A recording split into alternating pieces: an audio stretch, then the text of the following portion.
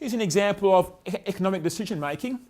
Here's a gearbox, or an assembly drawing of a gearbox. This particular gearbox costs $2,500. It's only that big and the shaft comes out. It's probably that long and that size. It's not a big gearbox. It might be a 5 kilowatt motor.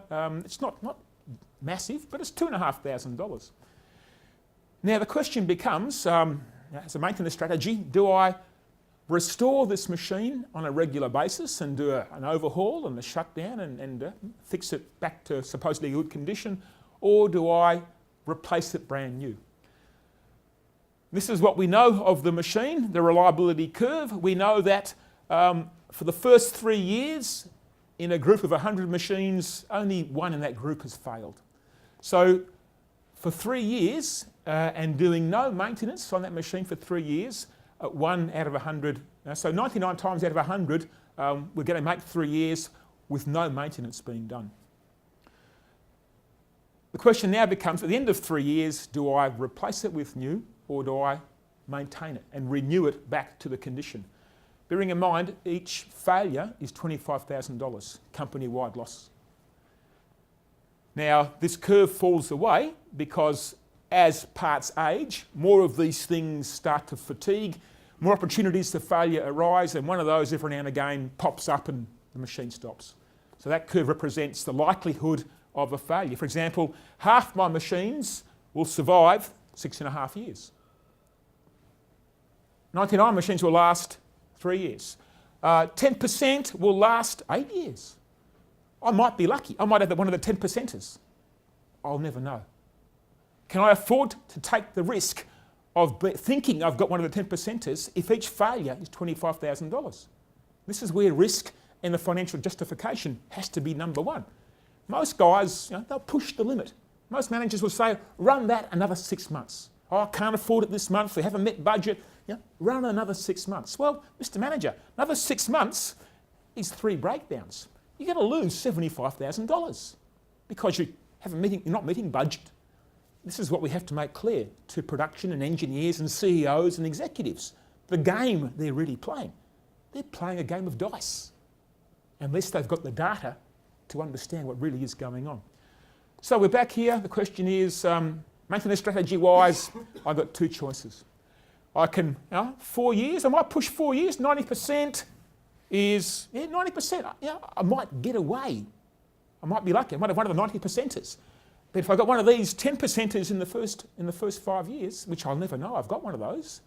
So if I say, well, forget about replacing it in 3 years, we'll push to 5-year limit. Let's push this to a 5-year limit. So 90 times out of 100, that machine or that gearbox will last. But that's 10% chance. Are you willing to risk that? This is the bit that might be okay. It's not a bad odds. It's not bad odds to push your luck. But can you afford to push your luck is the question. So let's, if I replace the gearbox, if I just say, look, I'm not willing to take the risk. I can't afford to lose $25,000, have a 10% chance of losing $25,000. I'll accept 1% chance and I'll make sure I minimise that by doing precision maintenance and precision installation and precision operation. I'll make sure the right things are being done. That'll increase the odds in my favour. So in this case, I've chosen to replace the machine this is $2,500. 4 hours to replace. The whole job's going to take 5,000 maybe. Of course, production's got to stop for 4 hours. So that 4 hours of loss is in these $25,000. Oh, sorry, there will be 4 hours of loss that we should factor into the cost of the maintenance. But for $2,500, and I'm going to lose $25,000 each time it goes down, I begin to become clear what I should be doing. The other option, of course, was to overhaul. So we throw in the overhaul on year 3, but hey, hang on.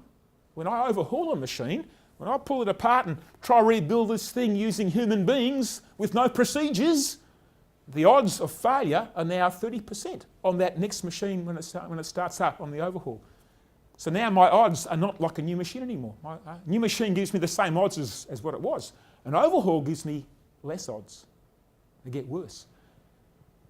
Now, do I overhaul and take that risk, or do I just spend $2.5 grand installed, maybe 20 grand for a 4-hour downtime, and then not do anything more for 3 years?